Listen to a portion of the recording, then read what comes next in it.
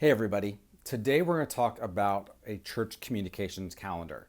I actually talked about this on the blog a couple months ago maybe, and actually started offering it as a free download on my blog. And let me tell you a little bit about the church communications calendar, and then what I'm about to do is I'm about to actually show you how actually one works. I'll actually go over to the computer and actually walk you through how to set one up. But church communications calendar at the end of the day is a master calendar by which everything that your church is communicating is on one single grid. And this is extremely important because what this does is it makes sure that all of your channels, social media, print, video, whatever, are unified and seen and basically telling the same messages across the board. So many times we let our social media channels tell one story and our other channels tell another story because we create separate calendars, separate production schedules, but we don't have one unifying document that ties the whole thing together. And that's what this document does. If you can use this document well, you can get everybody on the same page. It also helps because it allows everybody on your church staff to know what you as a team and what you as a church are communicating. So I go more in depth in the blog post. I'll link that in the blog post. I get more in depth about how we actually use it. But I'm actually going to show you actually how to put one together and actually how you actually fill in the blanks, do all this kind of things over there at the computer. So let's go over and check that out.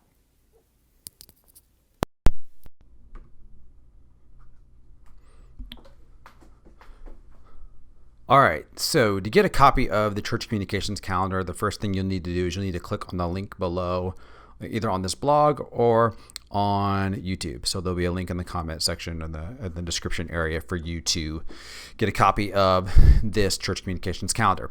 So once you click on that link, you'll be taken to this screen right here, and this is the church communications calendar. But the first thing you want to do once you get here is you want to go to File and you want to make a copy. And we're just going to call ours copy of this. It's going to come up with a little dialog asking to rename it. And just click OK. And then all of a sudden, this is going to save this to your Google account. So make sure you're logged into Google. And then all of a sudden, you'll get a copy of the church communications calendar. So let's talk about a little bit about the layout of this. The front page here is the setup page. It kind of explains all the channels to you. And of course, how to actually use the template in terms of making a copy. And then we have down at the bottom, quarter 1, quarter 2, quarter 3, quarter 4. So you can actually plan out your whole year with this single document. So you'll click on quarter 1, and what will appear will be the first quarter. So that's the first 3 months of the year. All right, so let me kind of walk you through the layout here. As you can tell, vertically, we have month 1, month 2, month 3. So for argument's sake, we're just going to say this is going to be January. Bingo, there you go. So that's month number 1.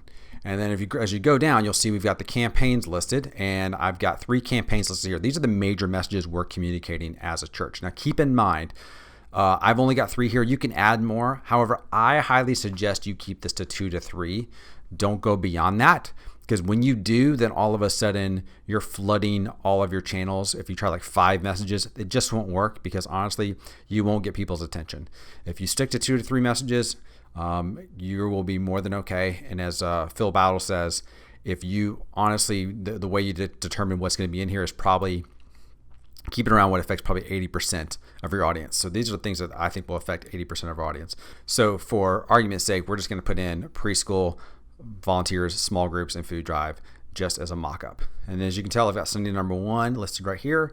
And then I've got the bulletin. So let me walk you through these channels. We got the bulletins, video announcements, stage announcements, website ads, social media, outdoor banner, hallway posters. Now the bulletin, I actually have 6 ad spaces in our bulletin. I actually think that's a little much, but that's pretty close to actually what we really have, I think, at our church. You can get away with this because it's a little bit easier in terms of ad space, in terms of just putting stuff there. It makes it, because it's print, makes it a little bit easier to do this type of things. However, I would suggest, honestly, you keep it closer to 4 at the most. And then we have video announcements. I would tell you best practices, I would not go beyond 3. 4, I think, is stretching it. But as you can tell, by the way, you notice here, the preschool, volunteer, small groups, food drive, they're sprinkled throughout here. Large ad 1, large ad 2. They're in the video spot. So you can see there's a consistency through my messaging throughout. Then I have stage announcements. I would never, ever do 4 stage announcements, but for mocking up, I put 4 here. I probably would do 1 stage announcement, maybe 2, but I really would keep it at 1. Then I've got website ads, and I will tell you from our experience, website ads, really you need to keep it to 1 big ad. one big main focus and maybe a couple smaller ones at the most. But for us, we found it's really all about that big one main ad, even though we actually have a slider on our website that rotates 4. Our research has showed us it's really about getting the one big message out there. And then you got your social media channels. So these are like really what I say social media stories. These are consistently what we want to be promoting across our channels. I don't break down your actual social media channels here. I think you need an actually more detailed social media calendar for that. So you could even link to that inside of here. But I don't break down the actual channels inside of this. I think that's actually something you need a more detailed calendar for that. And then I've got an outdoor banner if you got one of those, maybe a church sign like a marquee sign, and then hallway posters because you also need to think about those as well. So that's kind of all the channels that you need to think through for this. Now this is Sunday number 1, so you want to go and actually probably label Sunday number 1. You actually give it a date. So let's pretend this is 2017. So we want to say 1/1/17. All right, and then I'll go in, I'll make 1/8, 1/15, 1/22, etc. across the board, and you can even add another Sunday if you need to in that column. But I suggest you, when you start with this calendar, plan about 90 days out.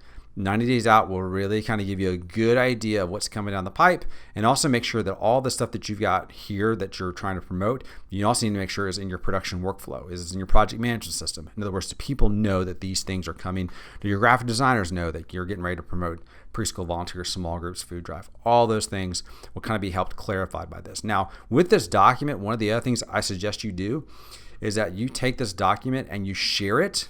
You can do that here with the share button up in the upper right. You share it with your staff. Share it so they can view it. Not so they can edit, but they can view it. This way, when staff ask for things like, hey, large ad space for a bulletin, you can say, look, we've already got it clarified. This is what we're going to be doing. We're going to be talking about preschool volunteers. I know you want ad space, but look, our ad space is already full. So this kind of keeps everybody on your staff on the same page. Also, the thing that I would do with this, and I actually talk about this in the blog post, is I would get your church leadership to sign off on this calendar probably every 30 to 40 days, every 30 to 45 days, to make sure that once this kind of stuff is set, it's locked down. So that way you can use this as people are saying, hey, can you promote this? You can say, well, church leadership already decided we're going to talk about and promote X. So it's kind of a done deal.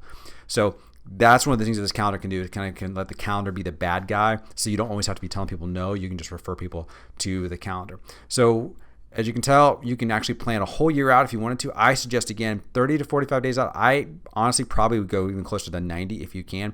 At least start laying some of the groundwork, especially if you know that's something you do every year. So if we know, say, in March every year, we promote our homeless ministry, then guess what? We're going to do March. I'm going to go ahead and just slot that in. So Christmas, December is going to be campaign number 1 for us in December next year. So I can go into quarter 4 and go ahead and do that. So that's how you use this calendar. It's really super helpful. Getting everybody on the same page, getting church leadership to agree on it. You do all those little things, and I'll make all of your communication channels flow really, really well. The goal of this document is to get every single channel, campaign, your bulletins, your video announcements, stage announcements, everything you're talking about, all singing the same message. And when you do that, all your channels are going to be that much stronger in communicating your message. So there you go. If you got questions, hit me up in the comment section, and I'll do my best to answer them. Thanks.